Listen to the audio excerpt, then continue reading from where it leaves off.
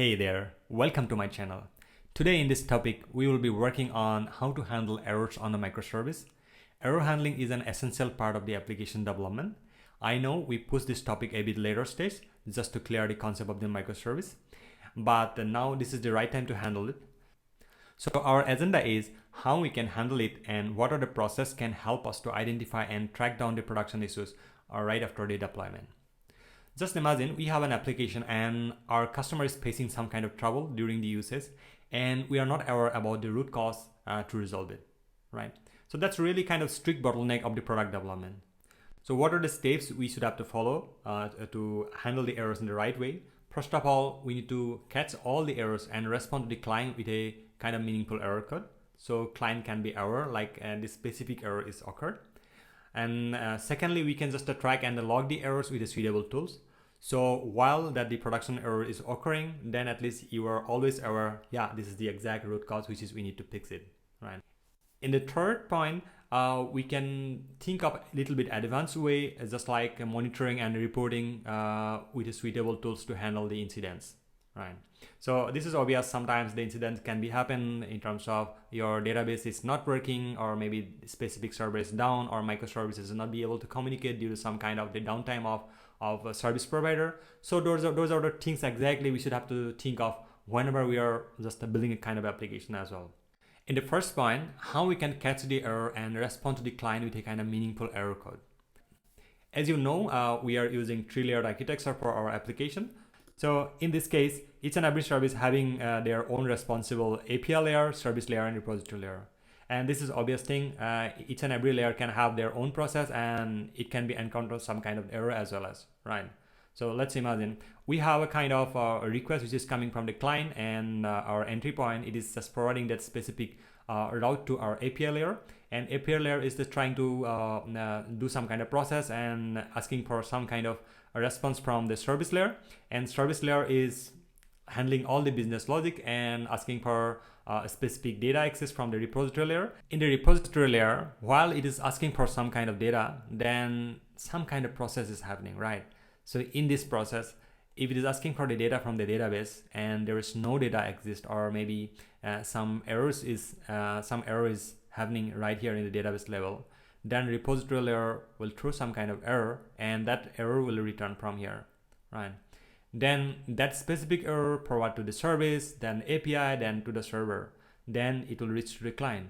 So you imagine, like, if we are throwing this error, then we have to handle it service also, and API also, and server also. There are a lot of places we need to just handle it, right?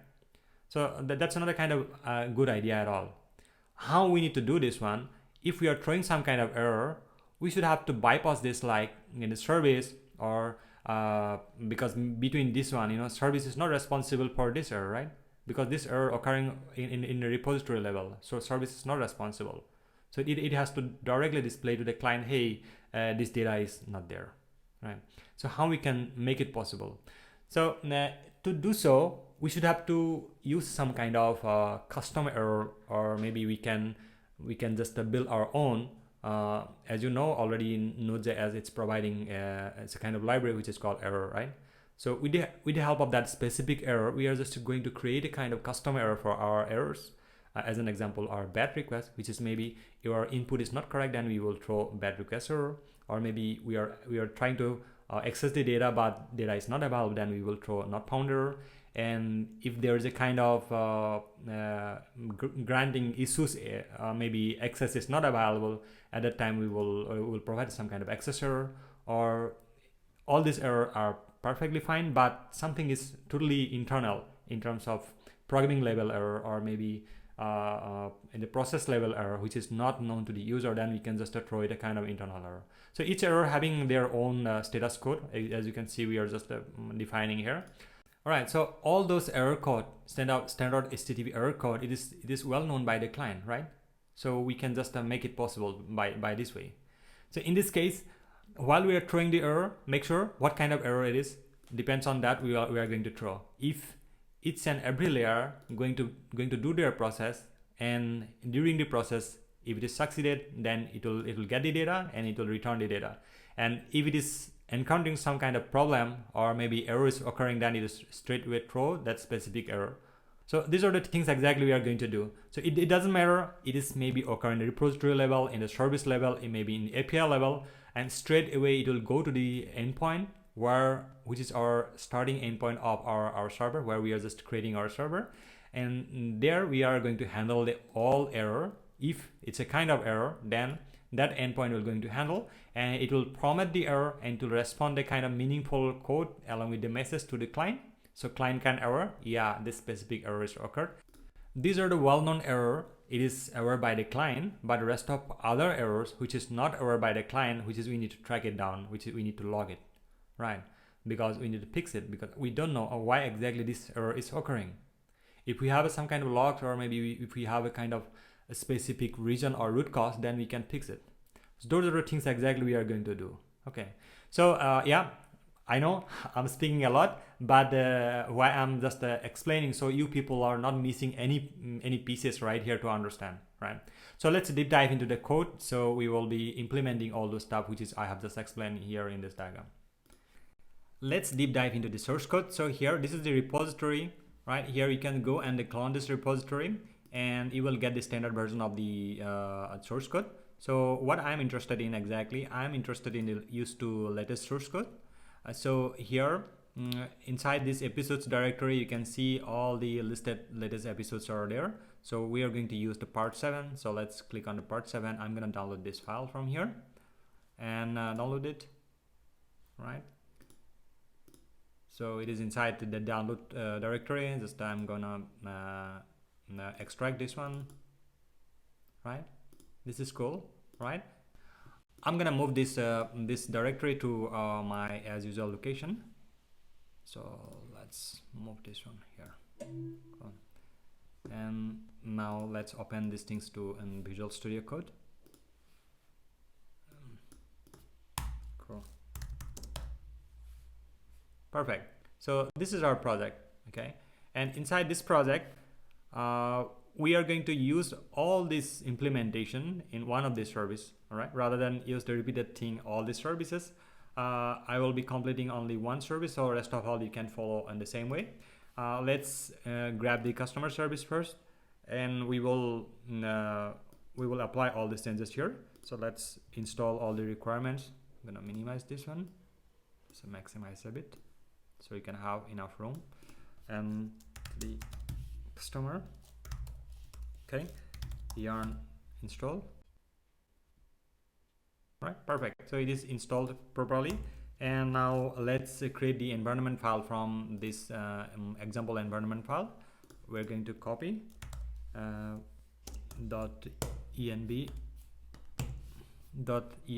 This is our source file and this is our destination file. So our env file is getting created here. Now let's try to run our application. Run dev. Our customer app is running right now, and let's try to call some of the endpoints from our Postman. I'll just open the Postman, and here we will try to sign up, right? Let's add one new user email and try to sign up. It is working perfectly. And if you go and log in, try to put like the specific user ID and password, and it is working fine. But what if I'm gonna use some kind of the unknown user ID password, then you can see it is crashed. You can see app is getting crashed here, right? And now if you try to sign up also from here by putting something else, then you can see it is not reachable because our server is down right here. This is not the case exactly, right? So it should have to be once if it is raised some kind of issues or encounter some kind of issues, it has to show right here in the client with a kind of meaningful message, and afterward it has to handle the server that way. So next time also if another user try to use the access to the server, then it has to be up and running always. So this is the thing exactly I'm going to handle, and let's investigate where this error is throwing out. From the API level, go to the customer. If you go to sign in here, then you can see that specific customer doesn't exist at all. So it is not falling back to here, right? It is falling back here in this function. So what format data is doing? If you go to format data, so in this case precisely it is passing null, right? And so data is not there, so it is throwing this error, right? this error is totally legit, all right, and perfectly fine, but somehow this error is need to capture in this level, right, in the server level. So where you can see in this diagram, our API here and the service is throwing the error, and it is reaching to the API, and it is directly hitting to the server endpoint. You can say it's endpoint,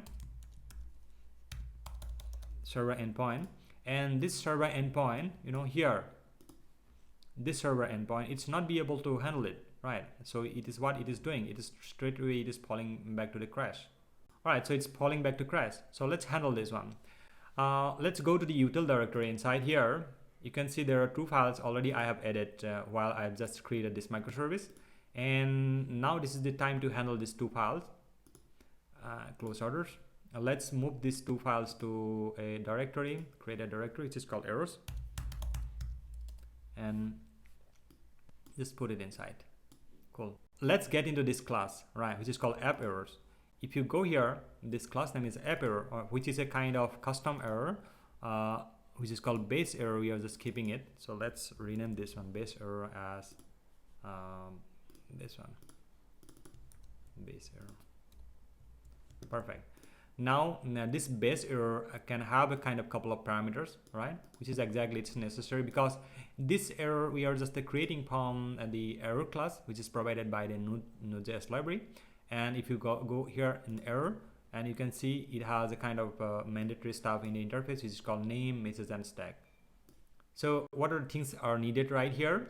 Name, status code, and description is enough. These are some of the advanced things I have added to show something else, but let's get rid of all those things here.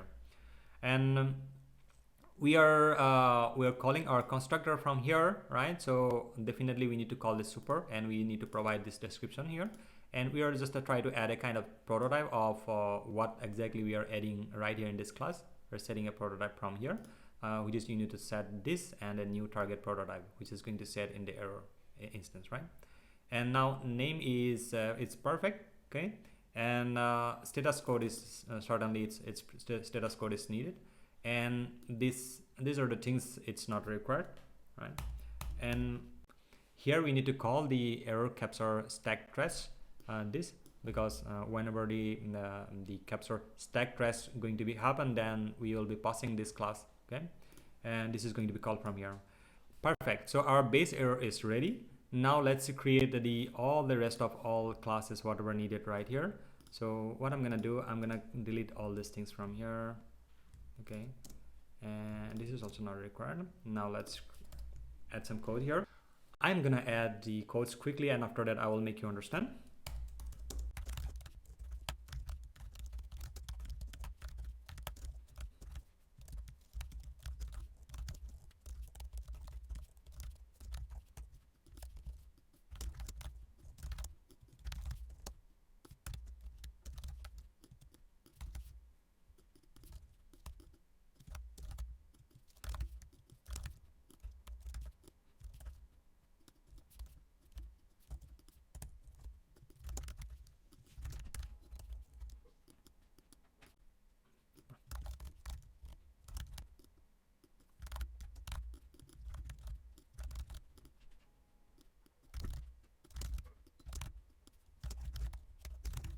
All right, so now all the custom errors are ready. As you can see here, all the errors, which is inherited from the base error, and we are just created from our base error here, and we have a kind of default description as well as the API error, which is called 500 internal error, and this internal error code is coming from the status code object. And the description, you can override the description, right? And this is our validation error, right, which is a kind of bad request error. Then again, this specific code is coming from here, and this is authorized error, and this is not found error. So let's export all these errors.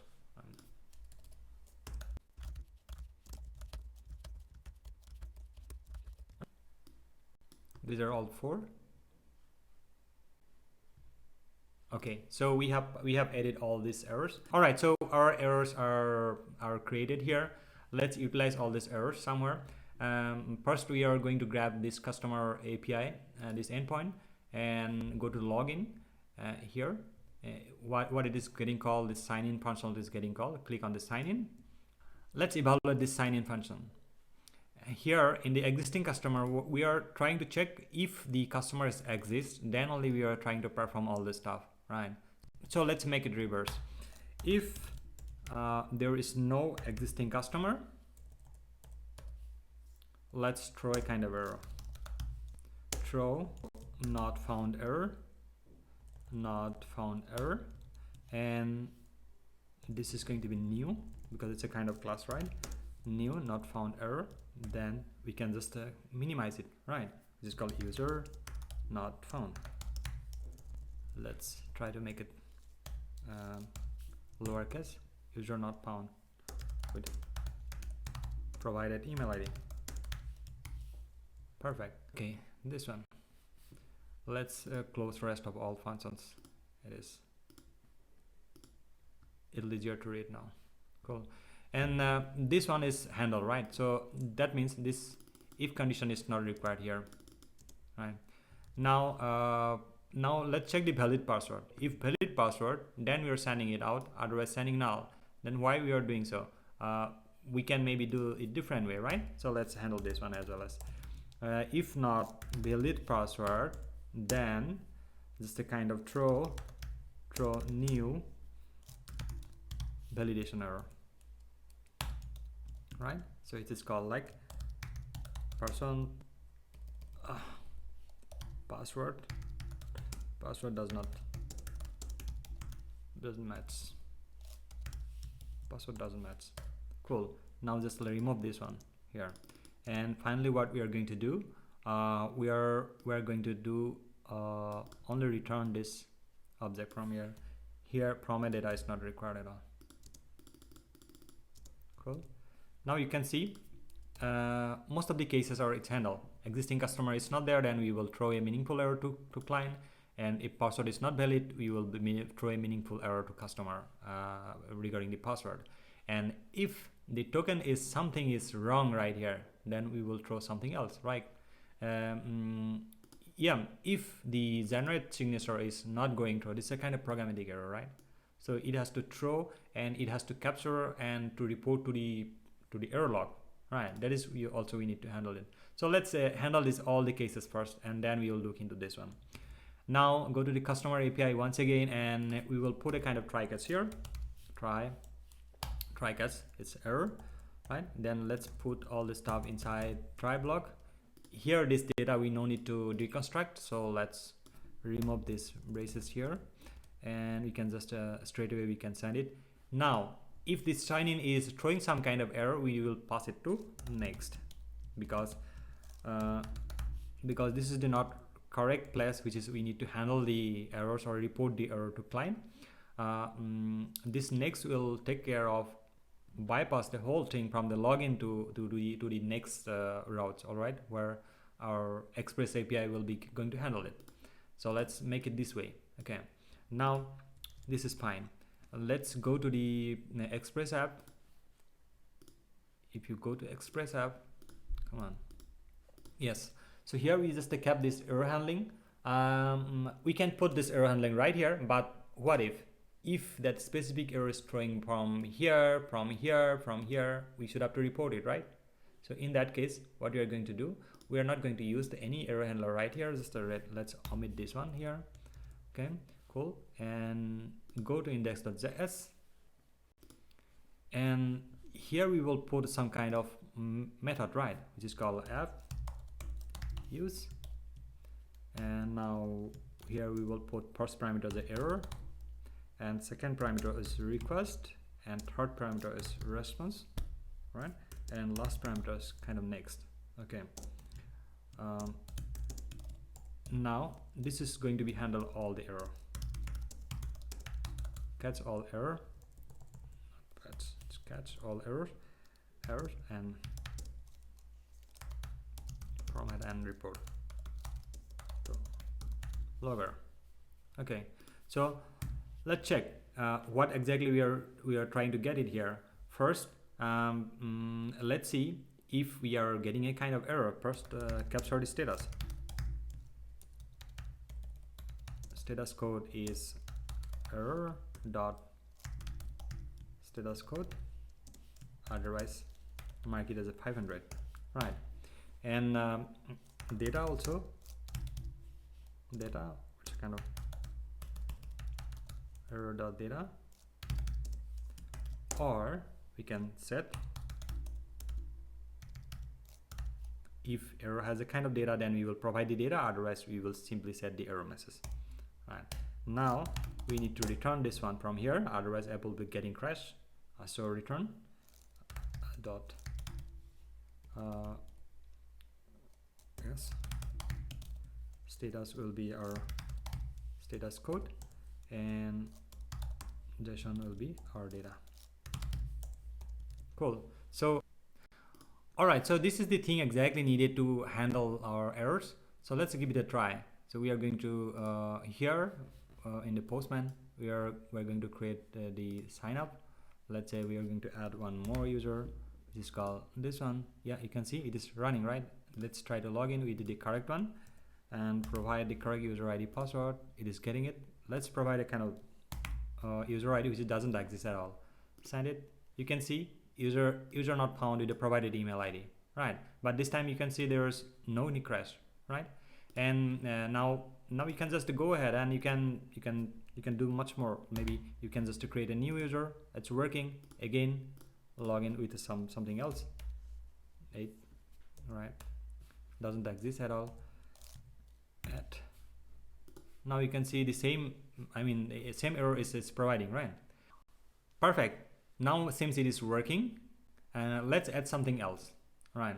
So if I'm going here and if I need to put a kind of this login stuff, I put the specific user. Let's copy this token here from here, and we are going to put here not this bear token, and let's paste this token here. I am removing one digit of this specific token. Let's save it. Now click on the get profile. If you click on the get profile, you can see now it is again getting crashed. All right, now you can see this is a kind of another error which is called web token is not a kind of valid one. We need to handle that one as well as, right? So let's handle this one. Where exactly it is, it's getting it from the get profile, right? So from the get profile is getting called from here in the customer in the profile. So as we did for our login, let's implement the same technique for our rest of all the routes. First, let's do it for our sign up as well as, and here I'll do yes, and return.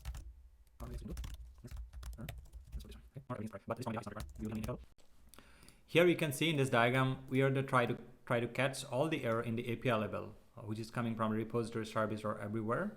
And this is what we are doing in for customer here in login, right? The same thing we are just doing right here is sign up as well. For sign up, nothing to do. It's all good, perfect. Now from here, this object not required to deconstruct because we are not providing any kind of object key with the data. So this data we can directly assign here. The rest of all good. And address also we need to do the same way. Let's try catch here, and next error. Right, now let's move all these things inside here. Cool. Again, we are also not doing this data stuff from here, and go to add new address. Here also we are doing the same stuff, but here I think this await is not required. It's unnecessary. I will tell you why exactly it's unnecessary. Return is perfectly fine from here. All right, so why exactly it's not necessary? Because we are not performing any kind of operation here or business logic right here, right? We are simply just getting the data from the repository and providing to the API. And if we have some kind of operation, then maybe we can put away, just like we did with token is needed, but ID also, existing ID also needed some different way, because apart from the token, we are constructing a kind of object, then here await is required like this in this function. So here these are the stuff we are not doing right here. We are just simply providing the whatever address we have created here. So why this await is not required? Because from the customer API, if you can see this address, we are already putting await here. So this await will resolve all the promises whatever we're putting inside the add new address function, right? This is going to be resolved here. So let's keep it that way. And the profile also is just to try to put the same technique, error, and going to be next error, right? Just let's put all these things to here. Again, this data is not required. Let's get into the get profile, and here also the same thing we did for our address. Let's return this directly from here. Return from here and forget about this one. Now the Pine customer will be return this stuff. And what are the endpoints are it's remaining? Profile also. Try catch error, and here. Cool. Now let's move this one also from here, right? Okay, so this await is cool, and this is also fine. And if we go to the delete profile, here this data is needed, await is needed here because we're doing something right here. It's a kind of creating another payload, and this payload along with this payload and data we are providing from here, so it makes sense. Perfect. Now since all the APIs are covered from here, if you can see, let's see the error, whatever the error we are just try to get it from the get profile, if it is resolved or how exactly it's behaving. Get the customer profile, if I throw it again, it is crashed. Let's restart it. Right, again, just try to call it. No, it is not resolved, right? So how we can resolve this one? Go here in the customer one and click on the profile one, get profile. We can see the Pine customer by ID from the get profile. It's not getting called because that it is not going through at all. It is throwing right away from here, this middleware, right? Because this middleware is responsible for handling the authorization stuff. So now you can see here it is processing some kind of like signature, valid signature or some operation, and if it is finding like this is true, then only it is letting us to go, otherwise destroying this one, right? So what I will do here, we will put a kind of try catch again here. Let's wrap it off. Try catch and error will be next error. Now just to put this one here, so it can be handled if the JSON, like specific JSON token is malformed, so it can be catched right here, right? And I think instead of this one, we can put a kind of error also here, so which is called not authorized rather than this hard-coded stuff. Let's return a kind of throw new.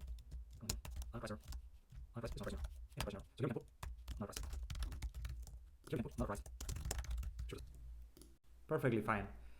Now let's give it a try. Okay, since the server is getting restarted, now let's try to call this one. You can see invalid signature.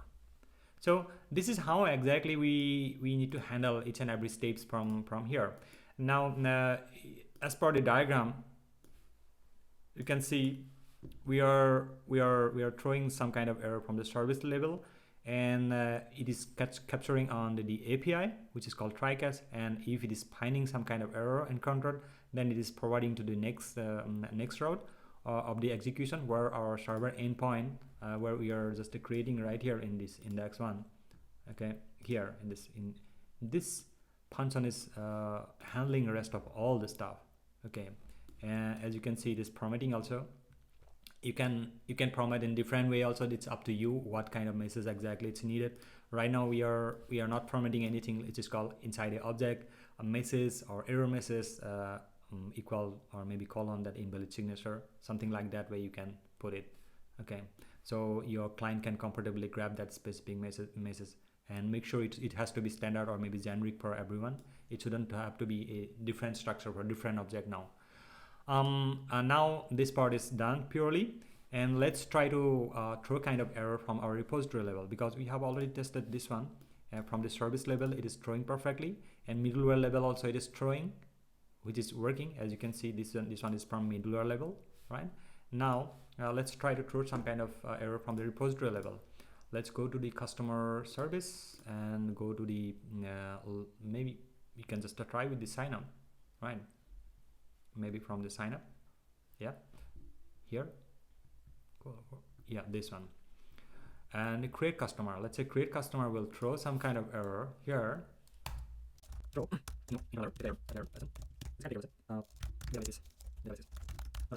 Certainly this kind of error not going to be happen, but anyway, I'm just try to just try to make the whole flow is correct. So at least our repository also, if it's going to throw error, then we should have to receive this specific error in the client perfectly. Okay, so now I'll just try to sign up from here, and this time I'm going to put some kind of different, maybe 9 sign. Can see this error exactly throwing from our repository. All right, so now you can see the first part we have completed, right? We can throw any kind of error from repository service and API or middleware anywhere, and it is perfectly able to visible in the client, right? Now what we need to do, we need to handle this specific error which is not belongs to these common errors. Then we need to track it down, and we need to log in some tools, right? This is what we need to do, and I really like to use the AWS tools, but for in this tutorial we are going to use Sentry just to show you out, and maybe in the next series we are going to use the AWS CloudWatch or something else, and how we can extensively work on the AWS infrastructure. Here in the Sentry, let's go to the Sentry.io. Here we can just get start, and we can just create a kind of account, and this is absolutely free just for trial, and maybe after that you can just purchase, or maybe your company is would like to go with that whole the process. But in my case, I'm just going to use it as a kind of just free version just to show you. I click on this getting start. Maybe you can just create a kind of account here. In my case already I have created account. I'm gonna log in here, continue.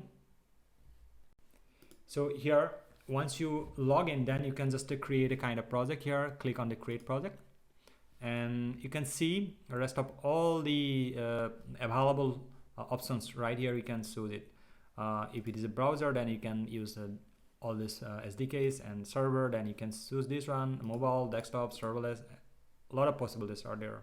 I really like it, like they have very well maintained documentation and all. So in our case we are going to use the Node.js, and if you click on the Node.js, and let's create a project. In project name I'm gonna add like YouTube MS, cool. And team is, it's up to you, whatever the teams you can add it. Let's create a project here, right? Now once you created the project, it'll show you what are the things we need to do. Let's add the Sentry stuff here. Click copy this one, and side by side I'm gonna stop my server, then add this one here.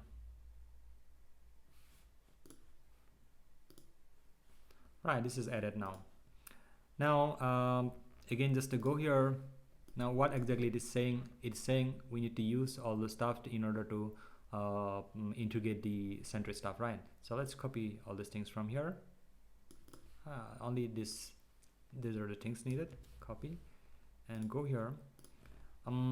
For integrate the Sentry, we're going to create a kind of different file inside the errors, which is called error handlers. Let's delete all these files from all these codes from here.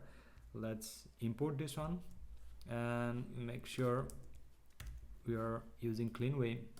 Let's remove this one, and this tracing is required because in order to trace the errors, this is we need to import, but we are not using it. So let's put underscore, and this is your key, okay? And certainly this key will be not available for you, because right after this tutorial, recording of this tutorial, I'm gonna delete this project. So make sure you are using your one. All right, and after that, what we are going to do, we are going to create a kind of module just like we did for our APIs, just like this.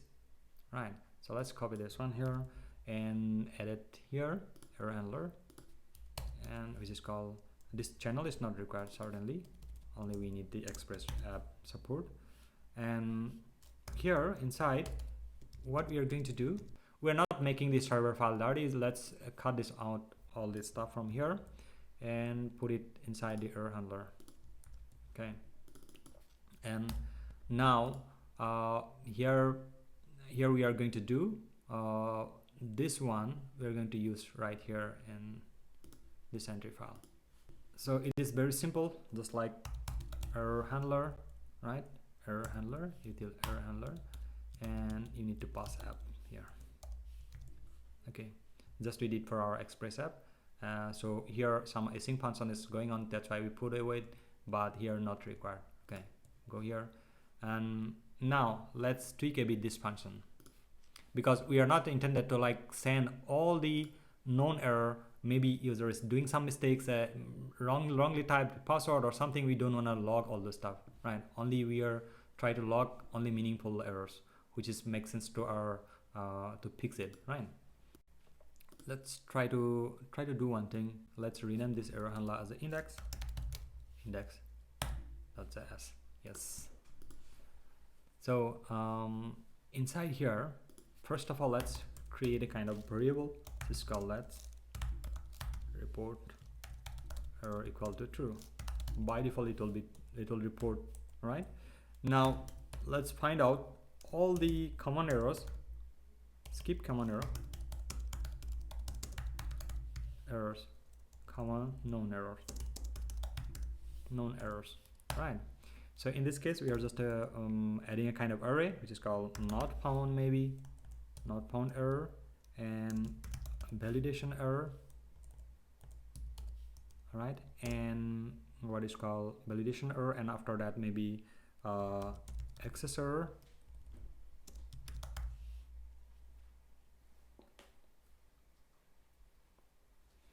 then not found validation error. And what are the errors we had, which is called maybe access error or authorized error.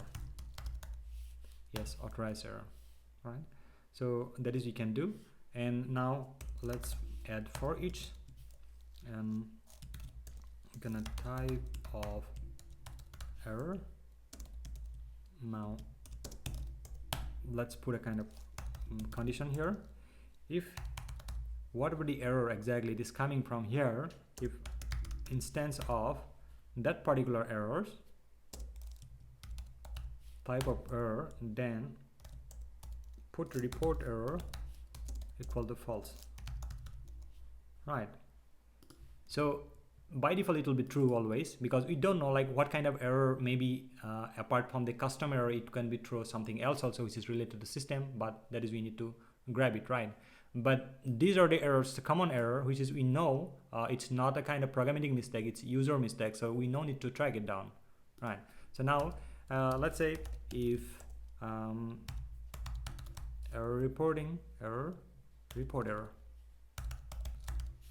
error is true, then Sentry, because this is exactly we have imported here, Sentry dot capture exception and put the error variable here, what you are getting it. Cool. Now this is perfectly fine. So this is our whole thing. Now let's say run dev. Okay, now it is running. Let's make sure like this error which is we have made from our repository, that is make sure it is removed from here. Okay, now let's try to get profile from here, customer profile, and we are adding something, invalid signature. Okay, it has to go through because this invalid signature is not related to something, it's related to operation, right?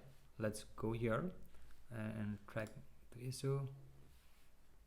Okay, you can see this is it's tracked here, right? Invalid signature, because it is not related to our common error, which is we have added here, right? In this file. this is not related to this one, right? So that's why it is saying that one, and you can see it is perfectly track it down here. You can see which line it is exactly. Okay, expired in 1 day, or what the whole source code is pulling it out, and which line exactly it is throwing that specific error not be able to do. This one it is throwing here. Okay, so this is the way you can do the whole thing. Or maybe we can just tweak a bit. This one, let's say this one we are not going to use. We inherit from parent, and the parent has a kind of what is called and the authorization or the send to web token, which is maybe expired. I am not sure. Let's give it a try. Like from the customer profile, click here. Now it is again saying it is invalid signature, right? Inherit from parent, right? Invalid signature. So now you can go and you can see the occurrence, how many times it is occurring, right? Issues. You can see there are 2 events. There it is happening twice, right? So you can see the whole thing here, right? Maybe something else we can just report it. If you check the common errors, let's put this one as a kind of note. Let's try it out. This time what we are going to do, from the login we are going to put some kind of not valid user ID, then just put user not found, and you can see because we just put this one as a not, right, not report error, then rest of whatever the error we are putting right here, that is also going to be captured here. Now if you go to issues, all right, so now you can see it's not found error is coming here also, right, which is a kind of error. It is we shouldn't have to be tracked. I'm just adding this stuff just to check whether it is going through or not. Let's revert it back, right? Let's put this one this way. Now you can see we are perfectly able to track all the issues wherever it is coming from, API level, or maybe from the service level, or maybe from repository level. Everything is it's tracking down here in the server endpoint, and we are perfectly able to track it also here in the Sentry. And I'm encouraging you to just go ahead and implement your own for rest of all services, and you can check it out. There are a lot of tools out there to track the issues or production issues. So this is the way you can get the production issues on the tools, and based on that specific tools, you can figure out why exactly that root cause it is, and you can resolve it, and you can release a kind of new version.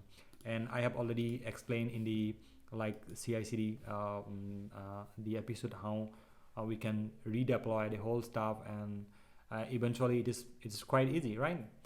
All right, so I hope you guys already got a kind of good glance about how the error is handling in the various level with the help of the custom class.